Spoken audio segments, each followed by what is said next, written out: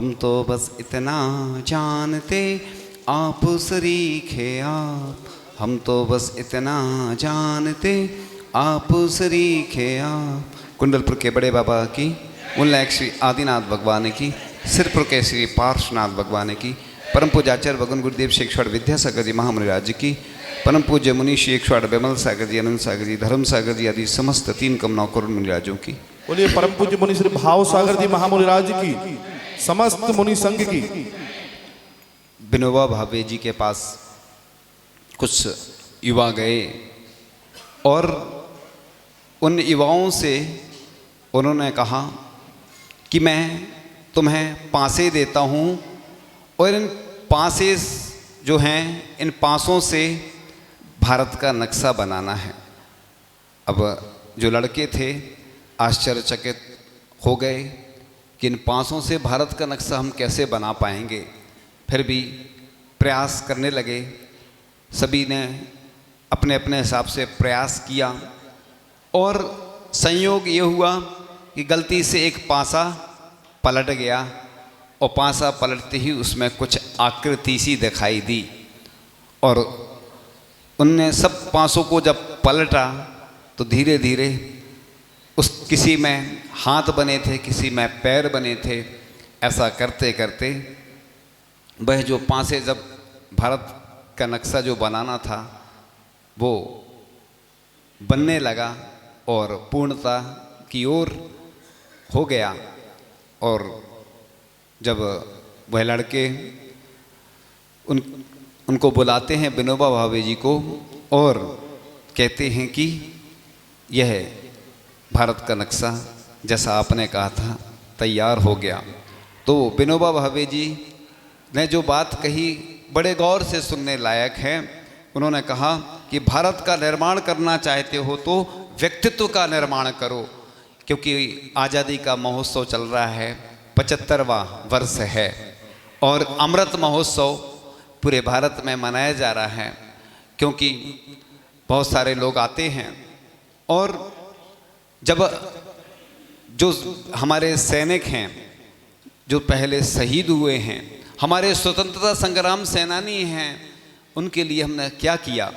क्योंकि दुनिया स्वार्थी है, चाहे परिवार हो चाहे समाज हो, सब स्वार्थी हैं, सब अपने अपने स्वार्थ के लिए जीते हैं। लेकिन ऐसे बहुत बिरले व्यक्ति होते हैं जहाँ पर भी आप देखते होंगे जिन संस्थाओं में जो कमेटियाँ बनाई जाती हैं, भले ही 30 लोग हों तो दिखते तो 3 ही हैं। चाहे कोई भी ग्रुप हो, संस्था हो, पूरे देश की बात कर रहा हूँ मैं, कि बस भाषण तक ही सीमित है, बड़े बड़े नारे लगाए जाते हैं, भाषण होते हैं, लोग चले जाते हैं, लेकिन वास्तविकता में क्या हम आज़ाद हुए हैं? क्योंकि आज़ादी हमें इतने वर्ष हो गए हैं आज़ादी मिले, लेकिन वास्तविकता में हम स्वतंत्र नहीं हैं, परतंत्र ही हैं। क्योंकि हम शिक्षा के क्षेत्र में गुलामी में ही जी रहे हैं। लॉर्ड मैकाले की जो शिक्षा पद्धति चल रही है वही हम नकल करते आ रहे हैं। क्योंकि पहले एक सूत्र कहते थे लोग, नकल प्लस अकल इज इक्वल टू सफल, यानी नकल में भी अकल लगाई जाती। नकल कैसे करना ये भी एक तरीका होता है, नकल भी सब नहीं कर पाते, उसमें भी अकल लगाना होती है। हमारे आचार्य भगवान ने कई बार बताया कि भारत विश्व गुरु था, पहले सोने की चिड़िया थी और हमारे यहाँ सबसे पहले चिकित्सा पद्धति के हिसाब से देखें, नेडल बनती ना जो ऑपरेशन वगैरह की, वो भारत की ही देन है। और भारत से वस्त्रों आदि का निर्यात होता था, लेकिन धीरे धीरे सरकारें आईं, भ्रष्टाचार होता चला गया और आज स्थिति ये हुई कि हमारी जो सोने की चिड़िया थी वह रोने लगी। क्योंकि अब हम कर्ज लेकर ही सब काम कर रहे हैं। तो हम आज़ादी का अमृत महोत्सव अगर मनाना चाहते हैं तो कुछ हमें परिवर्तन करने होंगे, क्योंकि सिर्फ बातें करने से काम नहीं होता। क्योंकि संतों के पास ऐसे बहुत सारे लोग आते हैं जो बहुत सारी बातें करके चले जाते हैं, तो बातों से काम नहीं होता है। क्योंकि हम धार्मिक क्रियाएं तभी कर पाएंगे जब हमारे देश की स्वतंत्रता होगी। अगर हम पराश्रित हो जाएंगे तो हम चाह कर भी कुछ नहीं कर सकते। हम अपने सामने सामने कई ऐसी स्थितियां देखते रहते हैं। पहले की स्थिति ऐसी थी कि हम स्वतंत्र नहीं थे, तो कोई भी क्रियाएं करना हो। मुझे एक उदाहरण याद आ रहा है कि एक टकसाल चलती थी और टकसाल में एक व्यक्ति काम करते थे जो कि कवि थे, जैन कवि थे।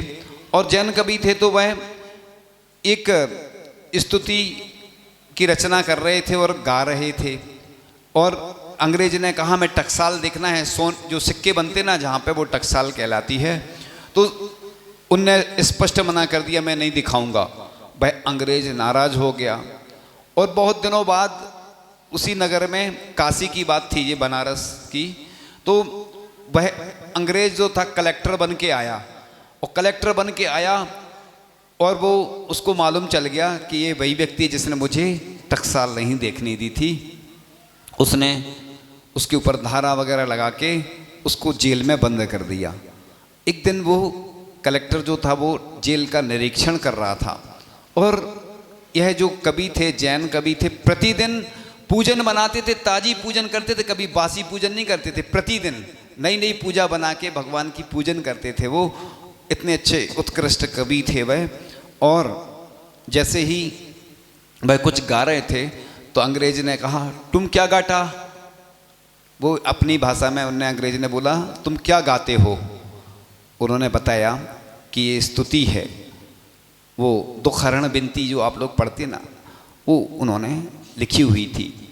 और उन्होंने जैसे ही गा के सुनाई और अंग्रेज इतना प्रसन्न हुआ कि उसने उनको जेल से मुक्त कर दिया। यानी उस स्तुति की, दुखहरण बिनती की ये महिमा है। देखो आप कि एक जैन व्यक्ति, पहले भी एक बार ऐसा प्रकरण आया कि एक जैन व्यक्ति को फांसी दी जानी थी। तो उनने कहा तुम्हारी अंतिम इच्छा क्या है? उसने सोचा कि मरना तो है ही और अंतिम इच्छा पूछी जा रही है, तो उसने कहा मैं दिगंबर अवस्था में ही फांसी पर चढ़ूंगा। और उसने पंच नमो नमस्कार मंत्र नमोकारण पढ़ के हुए फांसी पर उसको चढ़ाया गया। उसकी अंतिम इच्छा पूरी की गई। और कई ऐसे लोग हैं जो नियम का पालन करते हैं, चाहे कहीं भी रहें वो अपने नियम नहीं तोड़ते हैं। तो हम उनके नाम से, जो हमारे देश की रक्षा में हमेशा तत्पर रहते हैं, ऐसे हमारे जो जवान हैं, उनके लिए हम कम से कम शांति धारा तो करें, उनका नाम उच्चारण करें, क्योंकि उन्हीं की वजह से हम धार्मिक क्रियाएं कर पा रहे हैं। अगर वो देश की रक्षा नहीं करेंगे, और भी जो लोग इन हमारे जो देश के जो ऐसे युवा हैं जो भी देश की रक्षा में आगे आ रहे हैं और जो हमारे देश की रक्षा कर रहे हैं, उन सब के लिए हमारा कर्तव्य है कि हम कुछ ना कुछ तो उनके लिए सहयोग दें, क्योंकि अनुमोदना करने से भी बहुत सारे कार्य हो जाते हैं। तो इस प्रकार से उनके प्रति श्रद्धा, भक्ति, समर्पण और उत्साहवर्धन करें, जोश पैदा करें और नई चेतना, नया संकल्प, नई दिशा, नई गति और नया विकास प्रदान करने के लिए हम कुछ तो कर सकते हैं। क्योंकि आज देखते हैं सदाचरण की इमारतें धराशाही होती जा रही हैं। आजकल देखते होंगे आप, मंदिर में भी स्थिति ऐसी ही रहती है कि लोग कलशा ढारो रहे और भागो रहे। और ऐसे ही कक्षाओं की स्थिति रहती है कि चुनिंदा लोग आते हैं प्रदर्शन के कार्यों में, तो बहुत आते, जहाँ पर मैं तो हमेशा कहता हूँ कि कभी भी नाम के लिए दान नहीं करना, काम नहीं करना, लेकिन काम ऐसा करना कि आपकी वीडियो और फोटो पूरी वर्ल्ड में वायरल हो जाए। आप ऐसा काम करो कि पूरी दुनिया में प्रसिद्धि हो जाए, तो ऐसे काम करो। लेकिन लोग आजकल क्या करते हैं कि फोटो खिंचवाने के लिए ही काम करते हैं। ऐसे काम बिल्कुल नहीं करना, क्योंकि इससे तत्काल में तो आपको अच्छा लगेगा, क्योंकि कुंद स्वामी ने कहा है कि खाई का है ख्याति पूजा लाभ को।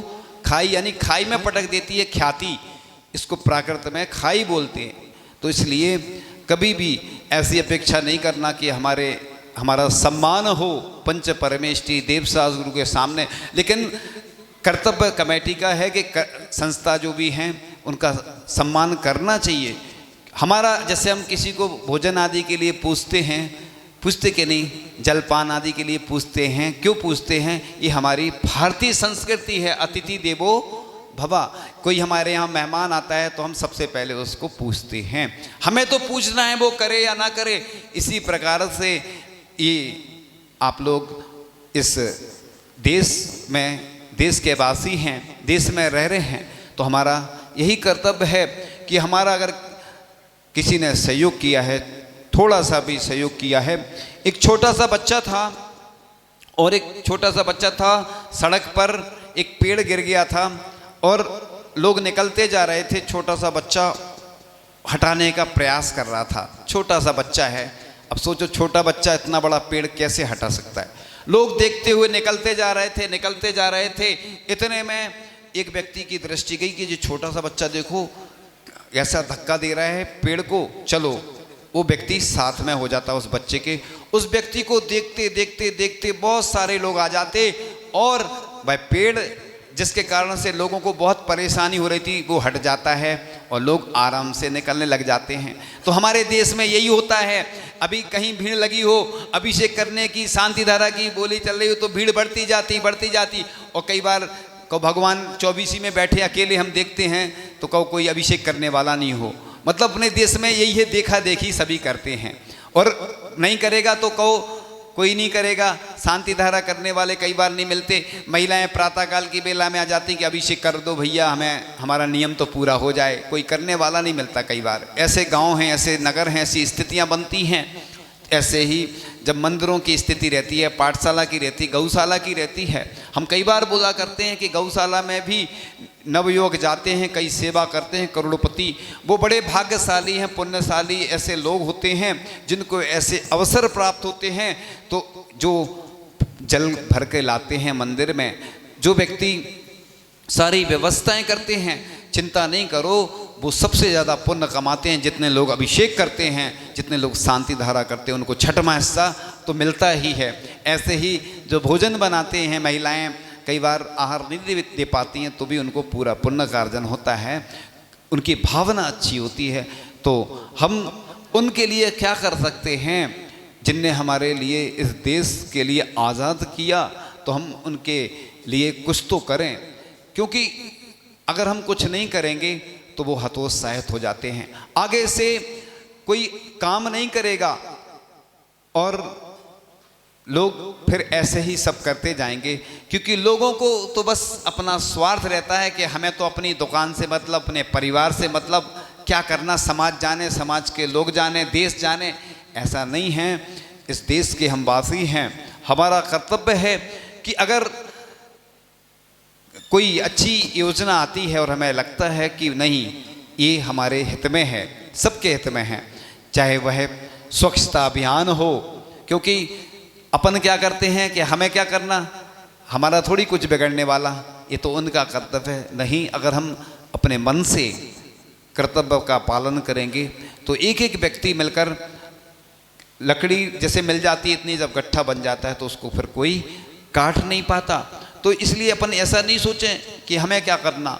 सभी लोग यही सोच के ऐसे ही सभी लोग सोचते रहते हैं, तो इसीलिए कोई आगे नहीं आता है। और जब कोई आगे आता है, एक व्यक्ति ने बहुत अच्छी बात कही थी कि यदि तुम समाज में कोई काम करना चाहते हो तो अपमान को सहन करने की आदत होना चाहिए। आप देखते होंगे जो पाठशाला पढ़ाने वाले होते, जो गौशाला के सेवक होते हैं, जो मंदिर में कार्यकर्ता होते हैं, अन्य संस्थाओं में रहने वाले, उनको कई लोग आरोप लगाते हैं कई बार इनने इतना पैसा गबन कर दिया। कई लोग करते भी हैं, लेकिन ऐसा नहीं कि सभी लोग करते हैं। इसलिए आप लोगों को तो हिसाब तो लगाना ही चाहिए, महीने में या 2-3 महीने में, 6 महीने में, जिससे पारदर्शिता रहे कि ये संस्था अच्छी है, इनके पदाधिकारी अच्छे हैं। लेकिन कई बार आरोप को सुनना भी पड़ता है। इसलिए वो प्रसिद्ध व्यक्ति हैं, प्रसिद्ध समाज सेवी हैं, और उन्होंने जो बात कही थी वाकई में वो देखने में भी आता है कि जो सबसे ज़्यादा काम करता है उसी को लोग बुरा कहते हैं बाद में, और उसको कई बार पद भी छोड़ना पड़ता है। इसलिए हमारा कर्तव्य है कि जो काम, एक तो अपन काम नहीं करते हैं, और कोई अगर आगे आ रहा है तो उसकी टांग खींचने में भी हम कसर नहीं छोड़ते हैं। इसलिए भले ही वह व्यक्ति हमें सहयोग दे रहा है नहीं दे रहा है, हमें तो काम करना है बस, बाद में नाम अपने आप होता है। क्योंकि एक सूत्र लिखा है, श्रेयांसी बहु विघ्नानि, जो अच्छे कार्य होते हैं उनमें निश्चित रूप से विघ्न आते हैं।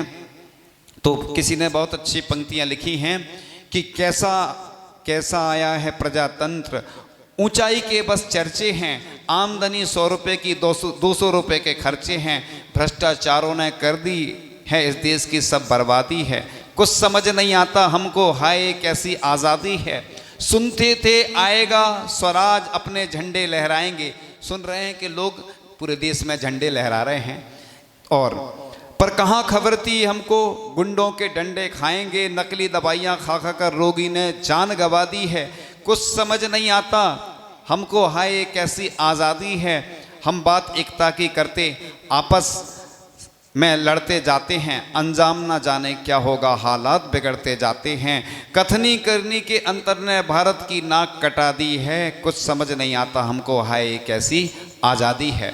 तो इस प्रकार से हम देखो चर्चा करते हैं कि देखो हमारा जो राष्ट्रीय चिन्ह है वो क्या है, सम्राट अशोक का चिन्ह आपने देखा होगा।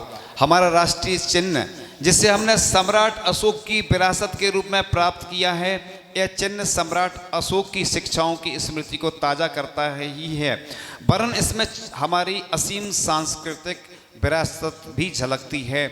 सम्राट अशोक के स्तंभों में जैन तीर्थंकरों के चिन्ह अंकित हैं।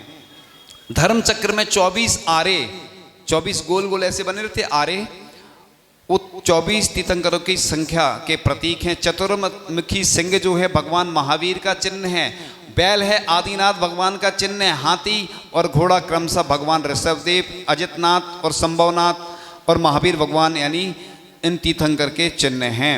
भगवान महावीर और अशोक के हृदय में तीर्थंकरों जैन धर्म के प्रति बहुत सम्मान था।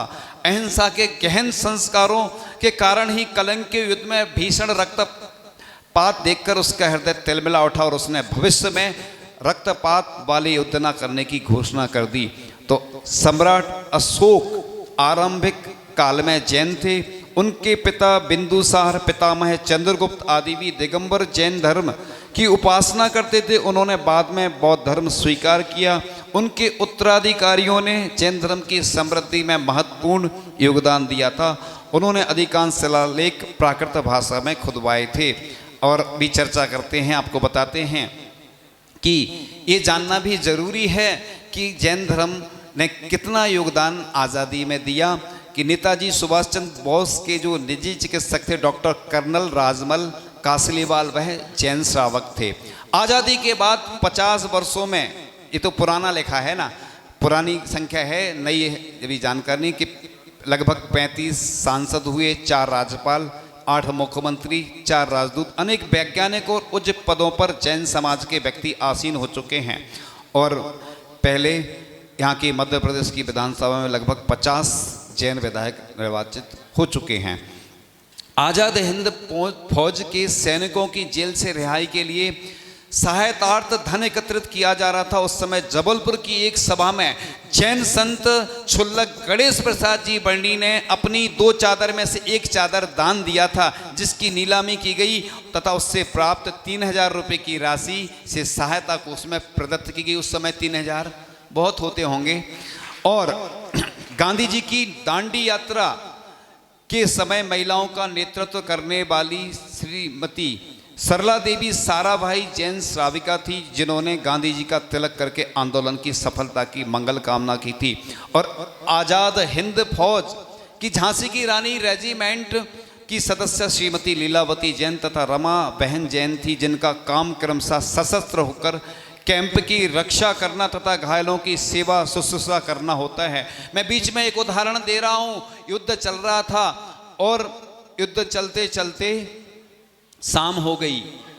सुनो, गौर से सुने। युद्ध चल रहा था, युद्ध चलते चलते शाम हो गई और एक व्रती था, आबू नाम था जिसका, प्रतिमाधारी था, और वो प्रतिक्रमण शुरू कर दिया। उसमें एन दिया बा बेन दिया बा जैसे प्रतिक्रमण शुरू किया। युद्ध चल रहा है और शाम हो गई है। और एक जो रानी थी, कोई भी रानी थी, तो वह समझने लगी कि ये तो कायर व्यक्ति है, ये जो एक इंद्री 2 इंद्री से ये क्षमा मांग रहा है। और उसने अपनी सेना को थोड़ा सा विराम दे दिया, ढीला सा कर दिया कि ये तो क्या लड़ेगा युद्ध, तो जैन व्यक्ति है, ये क्या युद्ध लड़ेगा। और युद्ध लड़ते लड़ते उसने जैसे ही प्रतिक्रमण किया और अपने अंदर जोश फिर से भरा और युद्ध लड़ा, युद्ध वह जीत गया। ये होती है, देखो, दो प्रतिमाधारी ने जैसे ही प्रतिक्रमण शुरू किया और उसने अपने नियम का पालन किया, युद्ध चल रहा है और प्रतिक्रमण कर रहा है, वो युद्ध जीत गया। ये होता है जैन धर्म का प्रभाव। लोग कहते हैं कि जैन कायर होते हैं और हम कहते हैं जैन वीर होते हैं, डरपोक नहीं होते हैं, क्षत्रिय होते हैं। इसलिए कभी भी ऐसा नहीं सोचो कि अरे उधर तो इतनी हिंसा हो रही युद्ध में और वो युद्ध लड़ रहा। अपनी रक्षा के लिए, कभी कभी सुरक्षा के लिए लड़ना पड़ता है। इसलिए श्रावकों का उद्योगी हिंसा और ये जो रहती ना, इसमें जो युद्ध आदि लड़ने की होते ना निमित्त बनते, ऐसे अपनी सुरक्षा, अपने धर्म की रक्षा के लिए। जिस प्रकार से जब सल्लेखना का प्रकरण आया था, पूरे जैन एक हो गए थे, तो कोर्ट ने भी आदेश दिया था और हमारी कोर्ट में भी जीत हुई थी। तो इसलिए हमें कायर नहीं बनना है, हमें वीर बनना है, क्योंकि अपने दूसरों को मारना ये हिंसा कहलाता है। लेकिन हम देश की रक्षा के लिए, अगर एक बार दान चिंतामणि पुस्तक में बहुत अच्छा वाक्य आया था कि हिंसा को मिटाने के लिए अहिंसा का प्रचार आवश्यक है। हिंसा को मिटाने के लिए अहिंसा का प्रचार आवश्यक है, क्योंकि हिंसा का तांडव पूरे देश में हो रहा है, पूरे विश्व में हो रहा है, कोई प्रचार करने वाला नहीं है। आज हम देखते हैं कि स्कूल में जितने बच्चे पढ़ते हैं, बाहर हॉस्टल में जाते हैं, मांसाहार और शाकाहार एक साथ मिलता है। ट्रेन में जाओगे तो उधर एक साथ बनता है भोजन। जो लोग भी ट्रेन में भोजन करते हैं वो अपने आप को शाकाहारी नहीं कहें, और फास्ट फूड के माध्यम से तो हम बता ही चुके हैं। एक बार हम गए रेलवे स्टेशन पे, पूर्व की बात बता रहे हैं, पहले की बात, गृहस्थ अवस्था में, तो एक जगह लिखा था वेजिटेरियन, एक पहले लिखा था नॉन वेजिटेरियन, एक दरवाज़ा था और हमने उसमें नहीं गए, फिर लिखा था वेजिटेरियन, उसमें गए तो देखा हॉल एक ही था, बनाने वाले वही, बर्तन वही। अब जो लोग भी बाहर भोजन करते हैं वो मांसाहारी ही। आज से आप अपने आप को शाकाहारी कहने की गलती नहीं करना। आप लोग मांसाहारी हैं, क्योंकि जब भोजन एक साथ बन रहा है, आप खुद सोचो कि शाकाहारी हैं क्या। आप हृदय पे हाथ रख के एक बार अंदर से पूछना कि क्या मैं शाकाहारी हूँ। इसलिए ट्रेन में, ऑफिस में, जहाँ सामूहिक भोजन बनता है मांसाहार और शाकाहार, चाहे बच्चे खा रहे हों चाहे बड़े खा रहे हों, वो मांसाहारी ही हैं। अब आप लोग इस पे विचार कर लेना। आगे चर्चा चल रही थी कि मिश्री लाल गंगवाल जैन मुख्यमंत्री होने पर भी राजकीय अतिथि को मांसाहार कराने के लिए पंडित जवाहरलाल नेहरू को मना कर दिया था। देखो, ये होती है कि कोई भी हो तुम। एक बार राज्यपाल हुए हैं, जबलपुर के थे, और जब वह राज्यपाल बने उन्होंने पूरे बर्तन आदि सब चेंज करवा दी। अभी भी राष्ट्रपति जब आई तो उन्होंने पूरे बर्तन आदि चेंज करवा दिए, लहसुन प्याज नहीं खाती वो। ये कहलाती है हमारी शाकाहारी संस्कृति।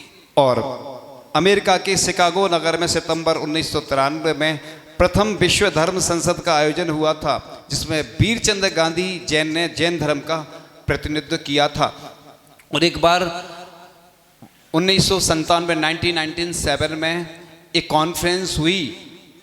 उस कॉन्फ्रेंस में रमोकार मंत्र को विश्व शांति मंत्र की उपाधि दी गई थी। रमोकार मंत्र को विश्व शांति मंत्र की उपाधि दी गई थी। और हमारा विश्वास उतना नहीं होता रमोकार मंत्र के ऊपर, लेकिन दूसरे लोग अगर बोल देते हैं तो हमारा विश्वास हो जाता है। तो एक जैन धर्म एक विशुद्ध आध्यात्मिक धर्म है। इस शाश्वत आत्म धर्म का संबंध किसी जाति विशेष से कभी नहीं रहा। इसलिए नारे लगाते ना, जैन धर्म किसका है, जो माने सो उसका है। और सभी जाति के लोग इस धर्म का पालन करते हुए आत्म कल्याण एवं आत्म शांति को प्राप्त किया। जैन धर्म एक ऐतिहासिक धर्म है। आप जहाँ भी देखो खुदाई होती है, कौन सी प्रतिमाएं निकलती हैं अधिकांश, कौन सी, लगभग 5000 वर्ष पूर्व जो मोहनजोदड़ो में भी जो अवशेष प्राप्त हुए, जो प्रतिमाएं निकली, वो कैसी निकली, कौन सी निकली, क्या चिन्ह निकली, अपने जैन धर्म से संबंधित ही निकली है। और महावीर भगवान भले ही वर्तमान शासन नायक हैं, लेकिन आदिनाथ भगवान से ही हमारे तीर्थंकरों की शुरुआत होती है। इसलिए चाहे भले ही कोर्स में महावीर भगवान को वह कह देते हैं कि ये जैन धर्म के प्रवर्तक हैं, जिससे इनका जैन धर्म प्राचीन सिद्ध ना हो, लेकिन हमारा आदिनाथ भगवान से ही यह परंपरा चलती है। और आज देखते अपन डायनासोर वगैरह की जो अवगाहना मिली है, उससे यह सिद्ध हो जाता कि हमारे जो अवगाहना मिलती है 500 धनुष आदि की मिलती है तीर्थंकरों की, पहले लोग भी वैसे ही होते थे, तीर्थंकर भगवान भी वैसे ही होते थे, इसलिए बड़े बड़े दरवाजे बनाए जाते थे। और आज हम देखते 6 फीट की अवगाहना है हमारी, तो दरवाजे कितने बनते हैं? 6 फीट के बनते। ये इसलिए बताया जा रहा है कि क्योंकि बच्चों को ये बताना चाहिए, इससे उनका श्रद्धान हो जैन धर्म के प्रति, क्योंकि लोगों को कठिन कठिन बातें बताई जाती तो बच्चे दूर भागने लग जाते हैं। और हम तो कहते हैं रविवार को तो बच्चों को विशेष तौर से अभिषेक कराना चाहिए, शांति धारा कराना चाहिए। और जितने भी कमेटी आदि में अगर अपन नाम लेते हैं तो बच्चों के जरूर लिखवाना चाहिए, जिससे उनको भी गौरव प्राप्त हो कि हमारे पूर्वज हमारा नाम लिखवा गए थे, इसलिए हमें भी आगे यही परंपरा जारी रखना है। तो जैन धर्म की जो पुराण हैं, इतिहास के प्राचीन पांडुलिपियां हैं, शिलालेख हैं, मूर्तियां हैं, उन हम सबको उन पर अपने जो प्रमाण हैं वो सुरक्षित रखना होंगे। आज हम देखते हैं कि हमारे पास एक ऐसी भी लाइब्रेरी नहीं है व्यवस्थित कि जिसमें कभी कोई ग्रंथ चाहिए किसी को मिल जाएं। सब बनते तो हैं लेकिन व्यवस्थित नहीं हो पाते हैं। तो महामहिम जो राष्ट्रपति थे APJ अब्दुल कलाम, उन्होंने कहा था कि अहिंसा मिसाल ला सकती है विश्व में शांति। उन्होंने एक वाक्य बहुत अच्छा कहा था कि अहिंसा के माध्यम से ही विश्व में शांति हो सकती है। तो सत्य अहिंसा ऐसी मिसाइलें हैं जिससे पूरी दुनिया में शांति स्थापित की जा सकती है। बताने को तो और भी बहुत कुछ है, लेकिन आप लोग इन बातों को सिर्फ सुनकर एक कान से सुना और दूसरे कान से निकाल मत देना, सभी को बताना, जिससे कि इन सब बातों का रहस्य उद्घाटित हो सके। क्योंकि कई बातें ऐसी भी होती हैं जो हमें खुद नहीं मालूम होती है, लेकिन जब किसी ग्रंथालय में जाते हैं, जब कोई अच्छा सा ग्रंथ दिखता है, उस ग्रंथ में जब पढ़ते हैं तो लगता है कि वाकई में ये बात तो हमें भी नहीं मालूम थी। तो जो अपने यहाँ देसी चल रही है शिक्षा नीति, देसी नहीं विदेशी, जो लॉर्ड मैकाले की, उसको हमें परिवर्तित करना होगा। तो भारत देश हमारी जीती जागती माँ है, जिसकी गोद में असंख्य महापुरुषों ने जन्म लिया है। यहाँ चर्चा और चारित्र को महत्व दिया है, ईश्वर और इंसानियत को महत्व दिया है। इस भारत देश, यह पूरा हमारा एक परिवार है जहाँ सबको जीने का अधिकार है। भारत को प्यार और परिवार की आंख से हम देखें, हम सबको अपना बनाएं और मेरी भावना का अनुसरण करें। और यहाँ गिरते हुए को थामने की बात होती है, कोई गिर रहा है हमारे परिवार का, समाज का, देश का, तो हम उसको जिस रूप में भी हो मदद करें। क्योंकि सिर्फ सुनने तक ही सीमित नहीं रखना, बड़े बड़े आयोजन होते हैं लेकिन उनका कोई प्रयोजन नहीं हो पाता है सिद्ध। तो प्रत्येक सपूत को अपने देश, धर्म, संस्कृति का गौरव रखना चाहिए।